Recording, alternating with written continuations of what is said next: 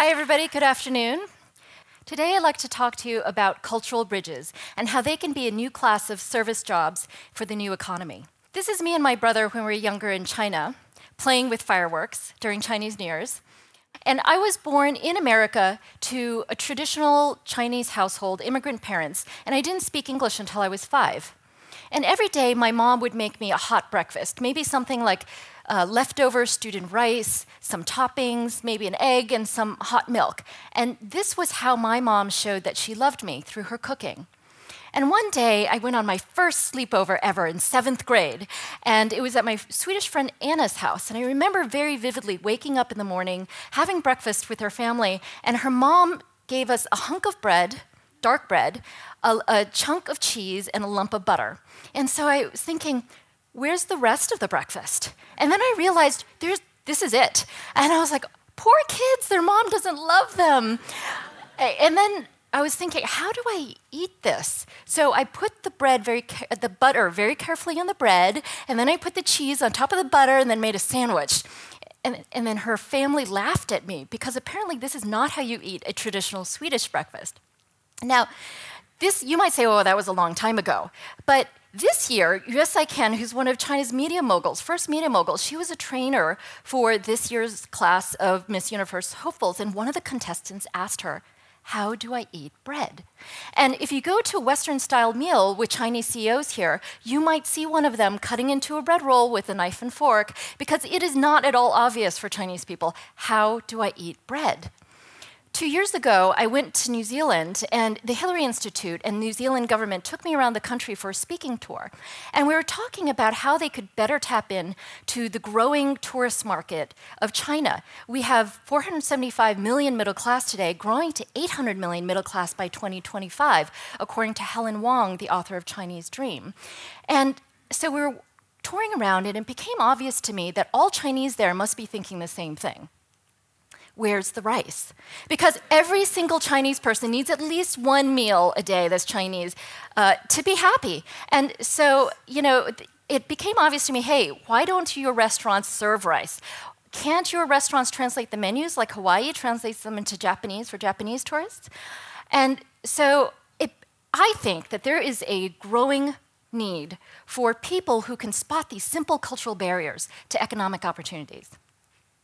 So what are these jobs for cultural bridges? Well, the first type are very simply interpreters. In the last 5 years since JUCCCE, my NGO, has been putting on cross-border clean tech events in China, the number of industry events has skyrocketed. But the number of people who can do simultaneous translation has not, especially the type of people that understand our sector. And so the price has at least tripled in the last 5 years.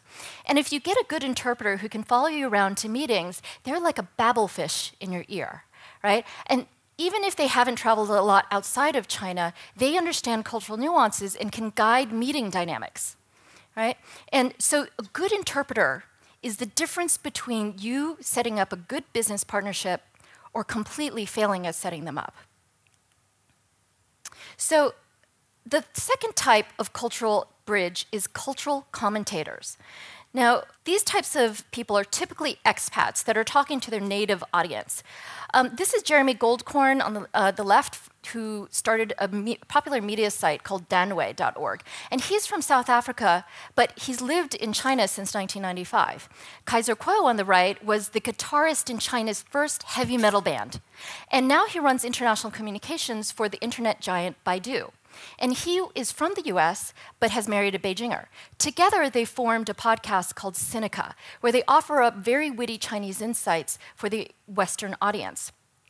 I think it's very difficult for people outside of China to actually spot good and credible cultural commentators. So what I'd love to see is a website where self-identified cultural commentators can post their tips and post their articles. The third type of cultural bridge are cross-border advisors. Now, these people have been around since the beginning of trade, but they're the ones that make the big bucks, right? So typically they speak both languages, they understand the differing incentives on both sides, and most importantly, they can build trust. I think that the mobile elite are very natural cross-border advisors. This is Andy Rothman, who works at CLSA, and he's one of the top China macro strategists. He's one of those guys that makes the big bucks. There is a huge demand for people like him, for companies who want to come into China. But I think there is a growing demand now for advisors who can help Chinese companies push outward, outside of China. Like my friend Martin Davies from Frontier Advisory. He lives in South Africa, but is very actively working in Beijing to help Chinese companies make deals in Africa. Today, he sits on the World Economic Forum Global Agenda Council for the China region. The fourth type of cultural bridge are the cross-cultural conveners. And I think it's imperative that we identify people and train people to be cross-cultural conveners. If there's one thing that I've learned in the last 5 years at JUCCCE is that the bottlenecks to accelerating the greening of China are not from technology, and it's not from finance. It's actually from effective collaboration between the people with the technologies and the people with finance, and the people in the government departments that need to come together to make things happen, and the people with the different best practices around the world. So I think that, JUCCCE's biggest contribution has been our ability to take complex ideas, find solutions, and turn them into digestible sound bites for different audiences. So I know firsthand how difficult it is to find people and train people who can all at once talk about the barriers to implementation for technologies on the ground, can talk to corporate executives about their business incentives, can mingle with celebrities, give journalists a good story, can work creatively with ad agencies, be credible in different nations, and drink with local Chinese government officials. I don't understand why you're laughing. Yeah. So it is not good enough to just mingle with different types of people. What we have to do is understand the motivations of different audiences and create win-win collaboration opportunities. And we need to be sensitive to culture and protocol so that we can create mixed groups of positive working energy. So let me explain to you why this is so important, why cross-cultural conveners are so important. One of the areas that we work in at JUCCCE is to train government officials across China on how to build sustainable cities. And you'll see that there's many different stakeholders involved when it comes to making a city, especially when it comes to new concepts like City 2.0, sustainable cities, and how do you bring them together to do that. In the second area that we work in, sustainable consumption, where we're co-creating something called the China Dream, a new aspirational lifestyle for a healthy and harmonious China. It's even harder because there's even more stakeholders that we have to bring together and coordinate to create change on the ground. So today's global challenges require more cross-sector and cross-border collaboration. And this is going to require more specific cross-border and cross-sector conveners. Tom Friedman says that in the last 10 years, the biggest trend has been that we've gone from connected to hyper-connected. And he says that companies today hover over a location, but actually dart anywhere there's opportunities, right? So this global marketplace needs global talent. In this new hyper-connected global supply chain, working in different cultures isn't just a necessity, it's your competitive differentiator when you're looking for a job. And these conveners aren't just about making social change, it's a skill that's necessary for every single multinational to build in-house. So while we need cross-cultural conveners, while we need more global talent, the problem is that the internet has created tribal bubbles. It's given us this illusion that we're all connected because the bubbles are all touching each other, but in fact, they're very isolated from each other. So I might watch Bill Maher, which I do, and then watch Stephen Colbert, but I'm not going to watch Bill Maher and then jump to watching Bill O'Reilly. Right? So ironically, our digitally connected world is not expanding my cultural horizons. It's just letting me connect more quickly with people just like me. And so it's letting these tribal bubbles expand, get bigger faster. It's making our world more polarized. It's allowing conflicts to organize and arise more quickly.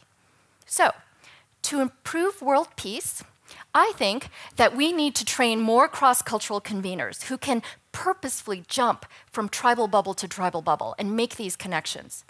To address this, JUCCCE, my organization, has incubated a new collaborative leadership model called Stone Soup Global Leadership with the World Economic Forum Young Global Leaders. Stone Soup is based on a fable about villagers coming together to make a pot of soup. So who's best positioned to be these cultural conveners? Well, certainly the mobile elite are natural conveners because they can physically hop from bubble to bubble, and they can make these serendipitous connections at very high levels. But I think there's an underutilized workforce, and that's women. Women maybe like me who have taken 5 years off to have 2 kids. And we have experience, we have high EQ, and we're natural conveners. And trailing spouses, many of you who are here in the audience today, we've lived in different regions, and we're natural cultural conveners. And what about mixed race kids, right? So the fact is that people who do business with you are more comfortable if they trust you, if you're from their same tribe. So if you're a mixed race kid from different heritages and different homes, imagine the number of tribes that you're from has just greatly increased.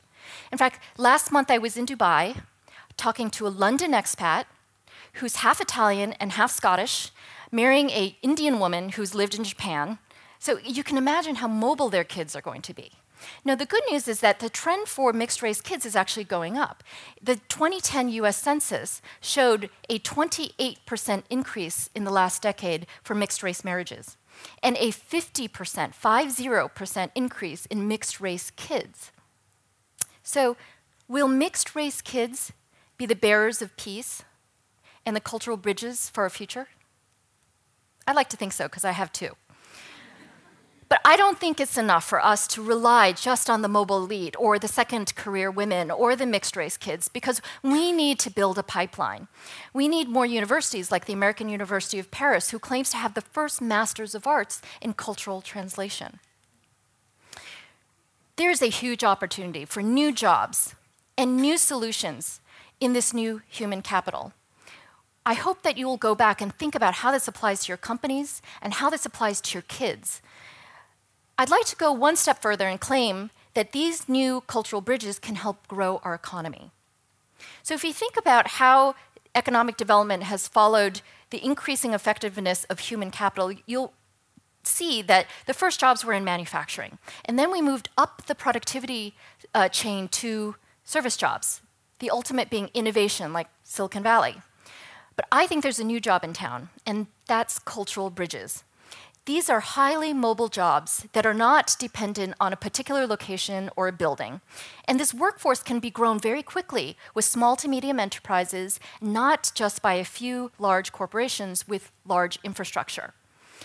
And these, unlike manufacturing and innovation jobs, they're not consuming natural resources.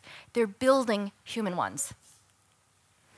In a TEDx talk by economist Yasheng Huang, he talks about the difference between economic growth in India and China. And he points out that the definition of literacy in China is the ability to read 1,500 words. The definition of literacy in India is the ability to sign your name in your spoken language. Okay? So I think that in the near future, economic growth will be driven not just by literacy that's reading and writing, but cultural literacy. So I'd like to leave you with this thought, that a new class of service jobs that increases cultural literacy can increase human capital and grow our economy. Thank you very much for letting me share with you this thought.